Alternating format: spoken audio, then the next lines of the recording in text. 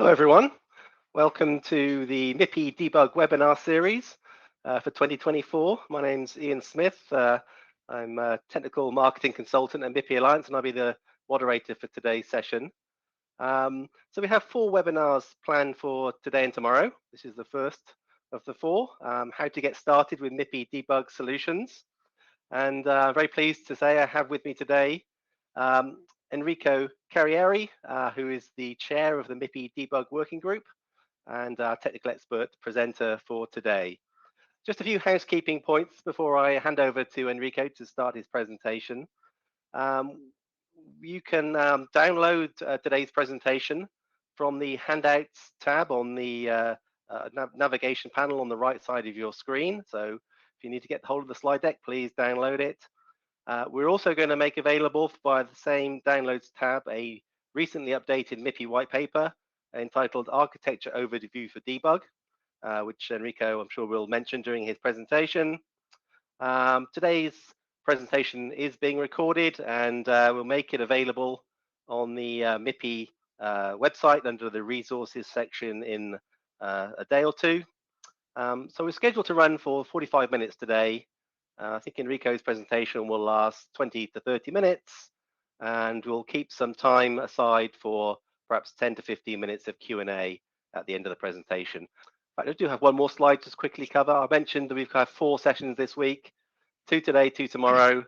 Please, tune in for other sessions. We have a session later today on the MIPI security specification for debug. And then tomorrow we'll have Enrico back to talk about the new MIPI Debug over family of specifications, and we'll also be talking about and giving a preview of a new initiative inside the debug working group focusing on debug over UCIe. So lots of other sessions to look forward to. Okay, so without further ado, Enrico. Hey, thanks, Ian. So welcome. Today we're going to go through some introduction material on the MIPI debug specifications. And what I want to do is I want to first start out with about the debug working group itself, our focus, our goals, what we try to accomplish. Go into a little bit about how we do our specifications, the approach that we take, and how we'll get into this layering that we do. We'll look at the system framework and how all of this comes together to form a kind of a solutions architecture and show that stack. And then I'll quickly go through a summary of all of our available specifications. There's more details in that architecture overview document that's in the handouts, but I'll briefly go through them, touch upon them, break them down into some of the different types of specifications that we have. We'll kind of conclude and then get to the Q&A. Okay. So let's start off about the debug working group. So I always like to say, nobody wants to pay for debug. Nobody pays for debug. And with that principle in mind, what the working group tries to do is find things where we can unify and define to kind of make it easier to use, implement, and keep that cost of ownership low. So things like, as it says here, protocols, control mechanisms, infrastructure kind of things. That's what we focus on, right? And we're looking at, as you can see here, things like reusing functional interfaces for debug so that you're not having all these specialized debug connections, though you still may want those as one of the other bullets of, different connectors and things on the board. We kind of hit them all, right? We're looking for maybe, if you will, maybe an ecosystem of different pieces that you can bring together for your complete debug solution. And again, it's about trying to have interoperability between maybe your system that you're debugging and tooling or other components that may be on that system, all that. We really try to focus on where can we get benefits to help those situations, okay? So again, getting more specific into the goals, it's back to that, as it's saying here in that first bullet, we really want to support a system where we have that total cost of ownership down. We want that reduced. We want that as low as possible. We want to have interoperability. Again, like I mentioned with the tooling, you want to be able to take any tool with any system, really. That's ideal, right? We don't have that necessarily, but that's where you want to be, right? Again, it goes back to that cost as well.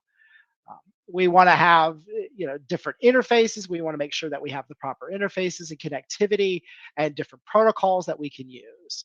And lastly, here on that first bullet, we want to leverage what you probably already have for your non-debug interfaces in paths. So we want to reuse that and, as it says, leverage those things again to keep the cost low.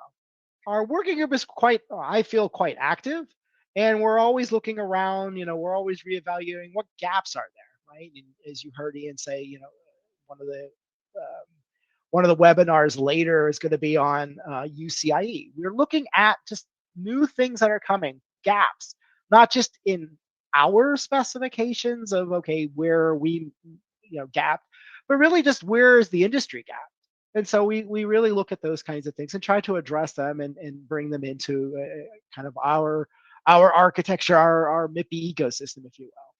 And looking at, we continue to look at different interfaces and different recommendations, and we always welcome people to come and our member companies to come in and help us with that. And as it says here too, we don't just work in a vacuum within just MIPI. We also work with other industry bodies. Again, back to that UCIe, we've been working with the UCIe consortium on doing those things, and you'll hear a lot more from that later. But we do work with the other industry bodies, not just us alone, to do these things. And you'll see even with the security specification, we worked with, we had some ties with DMTF and things like that. So we try to collaborate and work with others as well. Okay, so when we look at how we do our specifications, I like to call it a layered approach. Okay, so what we try to do, and you'll see in a moment, we have these diagrams of how we do these layers. We look across that whole platform, and we look at all the various things, all the way from how you connect to the platform, all the way up through the applications. And we look for solutions at each of those layers. And the whole idea here is that it allows you as the implementer to take what you need and use it. So it's not like an all or nothing kind of thing. You don't have to use all of our specifications, which, I mean, it would be nice, but it's not required. And the idea is that you pick what you need and integrate it with what you have, right? And then the other idea is, maybe over time you continue to add more where you need it, right? That's the idea. And it helps bring the pieces all together. And again, it's about that cost of ownership, right? It's a lot easier to do layered approach, just adding a little, than trying to do a wholesale, I got to put everything in, right? So we take that approach, and you'll see in a moment, we have some diagrams of how we do that. And when you look at the specifications, obviously, it's going to be a particular piece of that layer. So again, if you want that complete, let's say a complete stack or whatever, you're going to need multiple sets of specifications to get that, right? And we did that on purpose. And again, it's just about, these are the little pieces to put that whole architecture together for you. And what you'll see, and what I'll talk about tomorrow with the debug over family, you'll see that we're able to interchange things. So there may be one layer that can be interchanged with a layer above or below it, and I can interchange it with different ones. And you'll see that, as like I said, with the debug over family, I have one layer that's the same, and then I just change out the transports. So it just allows you to do those kinds of things. So that's kind of the approach that we like to take, and I think it makes it a lot easier for people to use and implement. So when we look at all of the pieces that we have, you kind of can bucket them into a handful of different buckets that we really focus on. And you can see here, and we'll talk about these buckets in a moment, but we have the physical interfaces, right? So things that you actually will connect your tooling to and things like that. There's the access and control protocols. and how do you do register accesses, how do you do run control, things like that. There's instrumentation and visibility. You can kind of decode that as trace as part of that, and how do we do trace messaging and things like that. There's the network interfaces. So this is where how do we use the existing transports and things like UCIe or USB or whatnot, and do our debug across those. And then there's that kind of overarching security around it all. And that's kind of a new one for us. And we're starting to look at is security. And again, there's a topic after that'll get into what we're doing around security, but we'll briefly talk about that here. Okay, so those are kind of the different pieces of our complete framework. So now let's look at one of those diagrams to kind of get there. So this is kind of a generic diagram of a system, if you will, right? We have at the bottom here is what we call our debug and test system. So that's kind of, think of it as your debug tooling. Some people call it their debug host. There's lots of different names. We call it the DTS, but that's kind of your tooling. And then you get that connected to your board, right? Your PCB, with you have those board connections, your pin interfaces, and then you have kind of your SoC or sets of chiplets or your package component, and then that goes through and then up to the actual software layers of your application modules and things like that. And you can see here the color coding is all of those different categories that we just mentioned, how they all fit within this framework. So you can see like the bottom is all our physical interfaces, and you'll see there's a lot of the other colors. I think it's yellow is the kind of the scan, yellow is kind of the trace and things like that. And you can see the idea here, because it is kind of a busy diagram. The idea is that we're trying to cover all of the different pieces, and they're kind of segmented out. And as part of that, one part of what I consider the layering. Okay. And again, we'll talk a little bit more in depth on, all those different colors. Now, you probably will notice, well, where's the security? Well, security is across this. So it's a little, I didn't want to paint the whole thing one color, right? But you can think of security as part of the system here as well. So another way that we look at it is our system stack. So this is another way of looking at it. And you can see, we like calling it the butterfly because it's kind of have these two wings. But you can see on the left of the diagram, that's our stack for the DTS, the tooling side. And then the right is the stack for the system that you're testing, or what we call the target system, or the TS. And you can see there's symmetry. There's symmetry on this, right? So you have the functions and the applications at the top, then you have your infrastructure and your driver, and so on all the way down.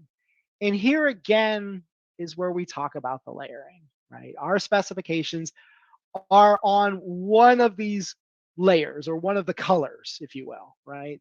So we have specifications on the green, for example, our infrastructure, so our protocols and things like that. We have specifications at those network adapters and things like that. So again, we kind of approach, when we look at layering, in both of those, in both of these ways, if you will. And you'll see these diagrams when you look through the architecture overview document, or if you go into any of the specifications, you'll always see these diagrams, and you'll see where that spec fits into these stacks. And again, you can mix and match in some ways, right? You can use, we try to make sure MIPI has all of these things available to you, and then you can do these things. Like, for example, let's go back to another example of we have our MDO specifications that we'll talk about tomorrow more, and they're focused kind of on that network adapter layer here. And again, as I mentioned before, you can interchange that transport and physical layers to different ones. And that's how we do it. And again, it allows you to do those kinds of things. So now let's get into some of the specifications and what we have. Okay. So first, let's look at the debug physical interfaces. So these are our physical interfaces. And what you'll see through the rest of this presentation is I took that diagram, that system diagram, and we call it the sheep diagram because these little bubbles look like little sheep pointing at where it is in the system. So you'll see these are the specifications that kind of are on your really interfaces. You'll see we have our connectors and things like that. So let's see, the next page actually lists them. So we have basically 4 specifications on these types of interfaces. We have our trace interfaces. So our first 2, there's the parallel version and then there's the high-speed version. So we have a parallel trace interface, and then we have the high-speed trace interface. And for the parallel, it's kind of your basic, you could probably think of it as maybe your general purpose IOs, and you have kind of a wider interface, and you just get the information directly there. Versus our high speed, you're using a SerDes kind of PHY, and you can see here we've defined it over things like maybe PCI Express or DisplayPort PHY and so on, that you can then get that raw information. Now, keep in mind here when we talk about the high speed trace, when we say the PCI Express display, but we're talking about the PHY. We're not talking about the kind of the transport. We're talking about the PHY, right? Now later when we talk about debug over PCIe and things like that you'll see in the later slides, that's using the transport. So it's different. Here again, these are kind of, maybe some people sometimes call it maybe your bare wire or whatever. It's a separate debug interface that just uses that PHY. Okay. Then on the third bullet, we have different connectors. So maybe when we talk about board headers and things like that you connect, we have some recommendations, white paper on how you may use different types of board headers and things like that to connect. And really that's there to help with pinouts. So that, again, interoperability with tooling and things like that. And then lastly, we have what we call NIDINT, or the narrow interface for debug and test. And here's where we're using different connectors for debug purposes. So again, it's not, when it says USB 2, it's not that I'm using USB 2. I'm using a USB 2 connector. So like a micro AB or something like that. I'm using that connector, and I'm doing my proprietary, or not proprietary, but my debug, my dedicated debug. That's the word I was looking for. Dedicated debug over it. So we've defined it over USB 2 kind of, type A, micro AB. We've defined that there. We did USB type C and defining an alternate mode for type C, for HDMI and DisplayPort for trace and things like that, and micro SD, which is kind of one of our original ones that we did for NIDINT. Okay. Now, moving on. So now we're here. This one is on our access and control systems. So here, when we're talking about access and control, this is bidirectional. So it's not like just data coming out. It's the bidirectional. This is kind of, as it says here, configuration control. So your run control, your register accesses, and things like that. And these are the protocols that we use. You can see again the different clouds, or again we call them sheep or whatever, pointing to where it is in that diagram there. So you can see now we're moving more into the silicon, the SoC or chiplet. Here we kind of have two, because IEEE 1149.7 defines things. Now, why is that on our list? Because that's IEEE. Well, MIPI, the MIPI Debug work group actually started this as an initiative. We were looking at a minimal pin interface, trying to reduce pin count because, again, cost of ownership, reducing that. So we were looking, we kind of started that initiative, and it moved to IEEE. But that is definitely one that you can use. The other one that's really the protocol that we like, that we use in our specifications and use as part of the layering, is our sneak peek protocol. Again, this is really a request response protocol for address mapped reads and writes. Now we have not improved, but we've added the ability to do not just address mapped read and write, but we have a definition of how to use sneak peek for packetized JTAG. So if you do have, your IEEE 1149 dot whatever one, if you have that at kind of an internal network of things or whatnot, there are definitions with sneak peek on how to even do that beyond just kind of your standard, MMIO address mapped kind of reads and writes that sneak peek can do. All right, the next is our instrumentation and visibility. I kind of look at that as kind of basically your trace. And again, you can see all of the different specifications. Now here, we not only go into your SSC or chiplet, but then we also move into the application. And so you could do the trace out of the application and how that comes through the system. So we have the various specifications. So first we have the system trace protocol. It's our protocol, our kind of our base protocol, if you will, in getting the data through. It's more about transporting that data and getting that through your network system. Then you have the trace wrapper protocol that brings in those different systems, those different sources, and it kind of brings those together and kind of framing that. Then from there, you have the gigabit trace, which kind of puts it into a stream that we use over our networks. And we can do those over our those high-speed networks, part of that MGO family that we'll talk about in a moment. And then slightly different is that system software trace, or SysT as we call it. That's a protocol for the messaging that, as it says here, it's OS independent, and you use it running their various software. And so if you think about it, you have your messaging based on SysT that then goes through your system, that then may use the STP, that then may get then gets framed into TWP, and then out gigabit trace to the network. So again, you can see all these different layers and things like that are coming together. But we have those different pieces here on the instrumentation and visibility specs. Okay, and then we finally got to it. The debug over family stuff, or really here the network interfaces. And again, as I kind of alluded to, we're reusing these non-debug functional interfaces and transporting it and transporting our debug with it.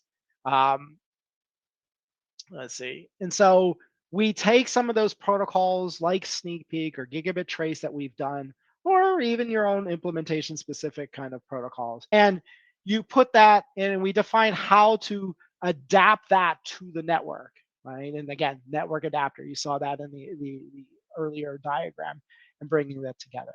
And you can see here where our specifications come into play. You have the kind of the interfaces from the chiplet or the SSC down into the board, but you also have chiplet to chiplet that we'll have more discussions on with UCIe later in between those. So just kind of a brief, and we'll spend way more time tomorrow on it, but real briefly, we have these we call it a family of specifications, because it's really the specifications all define how to put those protocols, as I mentioned, sneak peek and our trace protocols and things, over those networks. So we have a family of specs that are all through these various different interfaces, and you can see them listed here. We can do it over I3C, we could do it over internet protocols like TCP, UDP. We're working on PCIe and UCIe, and we have USB as well. And over time, this will continue to grow. We started, I think originally this was USB, then we got the IP sockets in, and we got I3C. So we're continuing to grow here with the different interfaces that are useful that we see in our systems. Okay, and last is security. This is like I said, this is new, and we're really trying to do here. And I don't want to steal Jason's thunder in the next presentation, but what we're really trying to do is define a method to manage and secure the communication in between. So what we do, back to that layering diagram that I showed in the beginning, we and highlighted here in this kind of orange is really putting in a security layer where we're securing that communication between our debug tooling or DTS to the TS. And we have not just the messaging layer, but then we have a control layer that you see more at the top there. And real quick, we are working on in development now as our security specification. And as I mentioned, we talk about how to manage a secure communication channel, right? And the idea is that communication channel can be across any interface. And if you were just the picture before, was above those transports. So it allows it to be flexible to any of those transports that you have.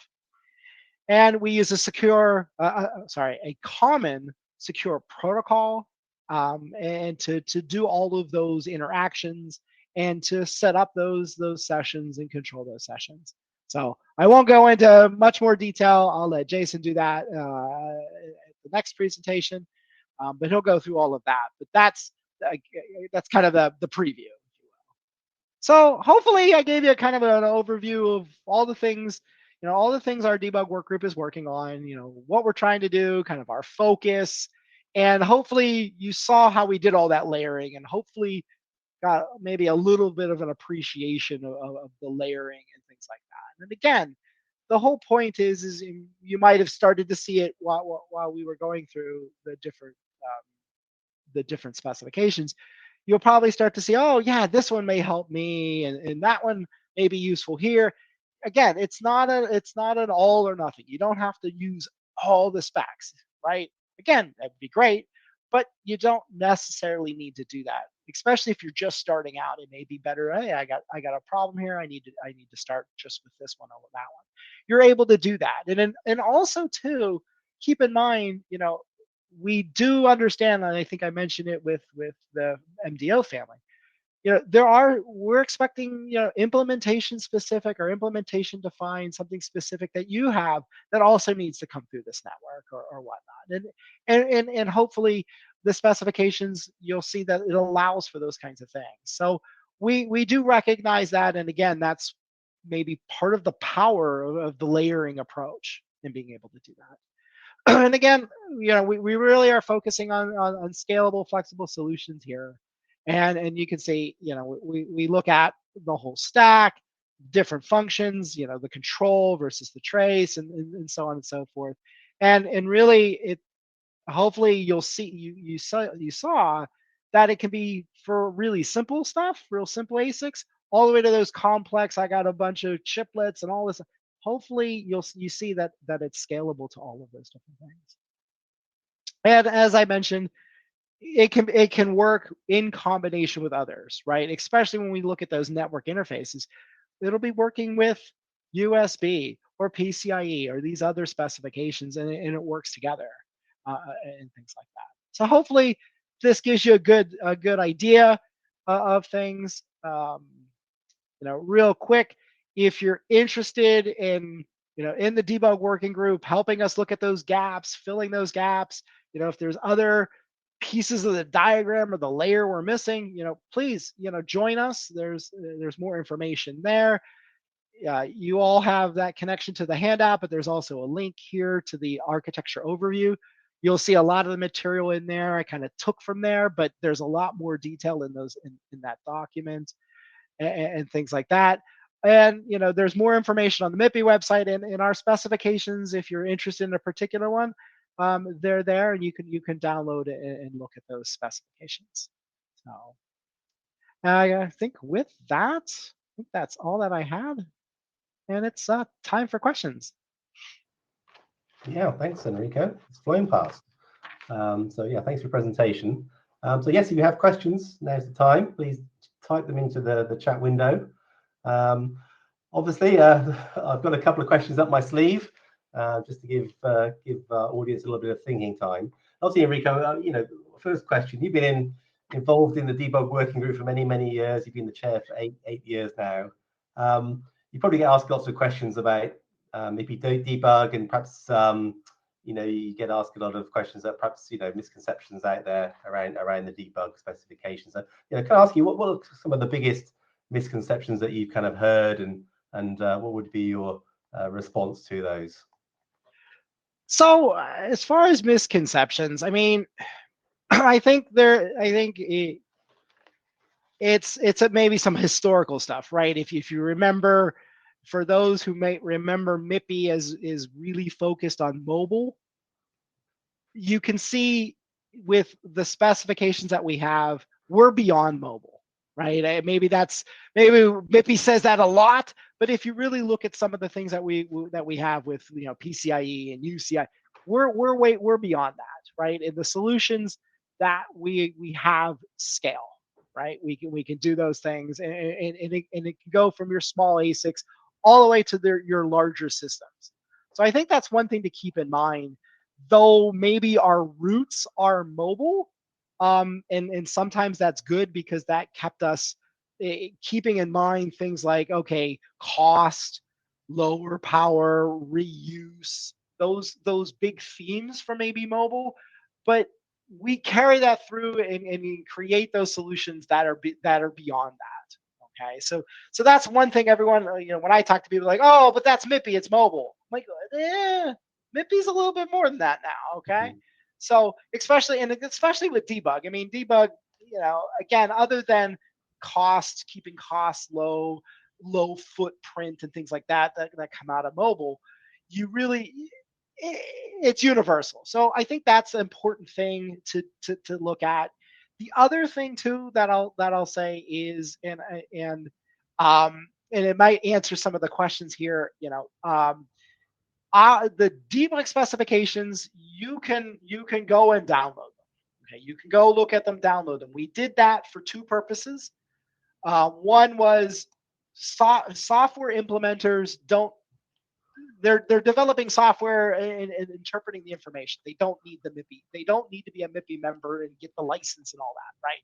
So we had to make sure our software developers were able to do that. The other one was for you to preview and look at it. So keep in mind, the specs are out there. If you're implementing, you'll need your MIPI license, right? So keep that in mind. I want to make sure people understand that, because that's another misconception. Hey, I can't even do anything. That's changed too. So I think a lot of the misconceptions come from historical things that were 5-6 years ago when I started chair, I guess. But things have changed. So just keep that in mind. Yeah, that's very good. Okay, so you've seen the questions come in, Enrico. We've got quite a few here. We'll go through them. I know you touched on some of them already, but we'll just go through them in order. I can put them up on the screen as we go. So the white, so I can see some of this. So like with the white papers, I mean, they're white papers, right? They come with, they're more suggestions. This is what we have, this is what you can do. There's really, I mean, from a white paper perspective, there's no limitation on those. It's the specifications that you'll need a license.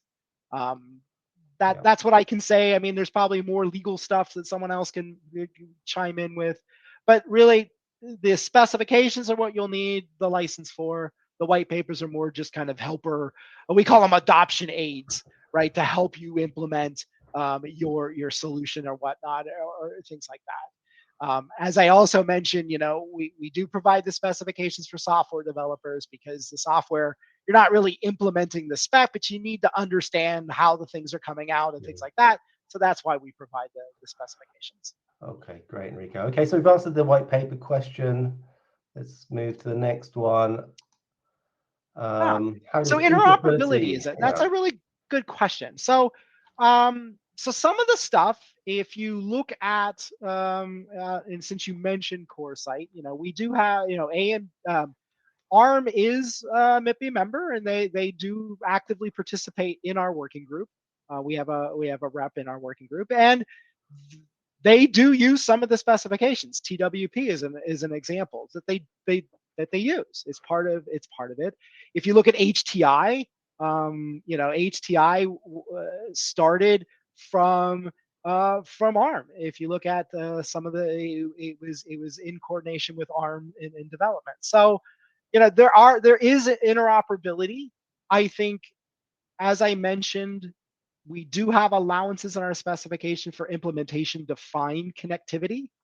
So when you look at something like one of the MDO specs, we talk about, okay, you got sneak peek, you got your trace, but you can put implementation defined. So there are ways to bring in that, as long as you're following the rules and regulations of bringing that your specific protocol in. So there are different places for ways to bring in what we like to call implementation defined, but for your existing infrastructures. So definitely you'll see those allowances in there to do those things. Okay. Great. Okay. Next up, a couple of questions about levels of adoption, which are always challenging to answer. Yeah, that one's a challenge. I mean, MIPI, we don't have like a certification process or anything like that, so we don't monitor any of those kinds of things. We are trying to find ways to understand who's using it. I mean, we only know who's telling us. Again, we don't really have a formal tracking process for that. Also, a lot of companies don't really publicize their debug infrastructure. No, again, nobody really sometimes necessarily cares. So it is a little tough to know the adoption, how widespread. I think we get some information or some hint, I guess is what I would call, from tooling, right? Because your tools have to support it, and so we can somewhat understand through what tooling supports MIPI specifications, especially the protocols. But yeah, that's a tough question to answer because we don't really have any formal tracking mechanisms. Okay, thanks, Enrico. So another question here, they won't let me tag it as a question, but I think it's the same basically. How many debug vendors support MIPI compared to JTAG, which is supported by everybody? Yeah, I don't know, but as I mentioned before, I mean, we do, JTAG is out there, we know that. Like I said, with like Sneak Peek, we did a packetized JTAG mechanism. So if you wanted to use let's say instead of your bare metal JTAG connection, you have a network that connected to JTAG, and you wanted kind of a bridge, if you will. Let's say you're doing a connection over PCIe or UCIe or whatever, right? That uses the MDO family, and then you're doing Sneak Peek, you can do your packetized JTAG over that to connect to your network that you had. So we have those kinds of things. We acknowledge that JTAG is there. People use it, especially in the test community and things like that. So we try to work with it. Again, it's back to that layering. It's we know that layer is there, that scan infrastructure is there, and we have ways to connect to it, and hopefully maybe have better interfaces to it. So next up, again, a continuation, I think, of the theme here. How many ISAs utilize MIPI compliance debug trace? So again, it's a little tough to know all of the lower details. We do know, like I mentioned, with ARM, we do know that they use things like TWP as the specification. It's really tough to tell, again, because we don't ask and we don't have a list of who's using what.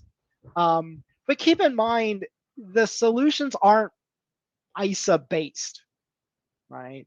I mean, they're generic solutions that work in your thing. Let's maybe an oddball spec that we have that's a little different is like SysT. So SysT is at that software layer, and we do know that that's been used. We know the Linux kernel uses it. That there's a port for that, and we were really proud about getting it there. So, and again, it's back to, if you, again, as it was mentioned in the presentation, it's OS independent. We try to be flexible. Again, back to the layering and just finding our ways in there. So I know it probably didn't answer the question, but it's a little tough to know exactly.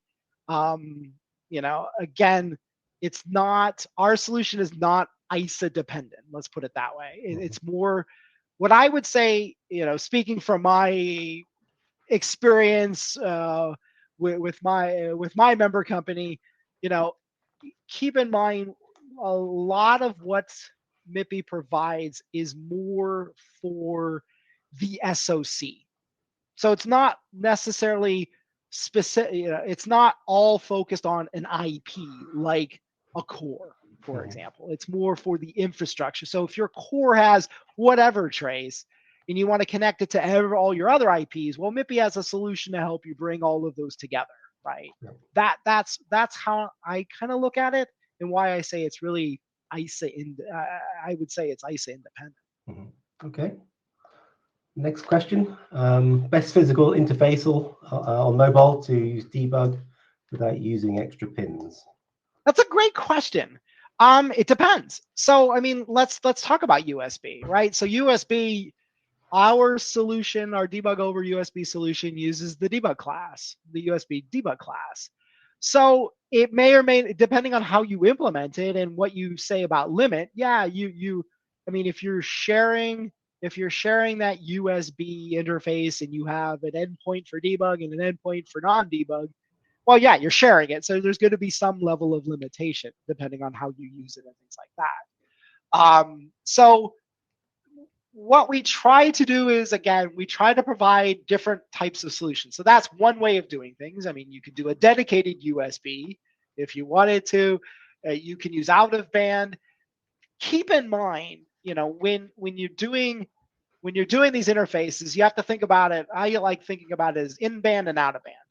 Right. So anytime you do in-band, there's going to be some level of limitation. So when you're doing the debug over specifications, unless you're making a dedicated interface for that, you're going to have some level of limitation because it's going to be in band with your non-debug. It's just inevitable, right? So the specifications allow either type of implementation. You could do it in band or you could do it dedicated out of band. It's up to you. We don't really necessarily, I mean, we give hints at what may be better to do, right? But we don't necessarily say, oh, you can't use USB unless it's shared and it's not dedicated. We don't do that. It's how you want to do it, and it's up to your use case. So, what's the best? I have always done a mix. I like having an out of band and an in band. Usually my in band is higher speed. I use some SerDes, high speed USB or something. And my out of band is usually some low pin count, bare metal kind of thing, right? So for example, if I'm going to use MIPI as an example, I will use USB, the MIPI debug over USB as my maybe in band, and I'll do a dedicated maybe I3C or compact JTAG or something minimal pin count. It's up to you. It's how you want to do that. So hopefully, I know it might not have directly answered the question, but hopefully that helps. Okay, Enrico, I'm just keeping an eye on the time. I think we've just got a few seconds until we hit the 45-minute mark. So I think we've taken all the questions we can. Obviously, if you do have additional questions that we have been unable to answer live, then just email admin@mipi.org, and we will offer up a response. So your emails will make it to Enrico, and a response will come back. So Enrico, thanks for your time today. Really appreciate it. Yeah, thank you, everyone. Thanks for everyone joining and participating.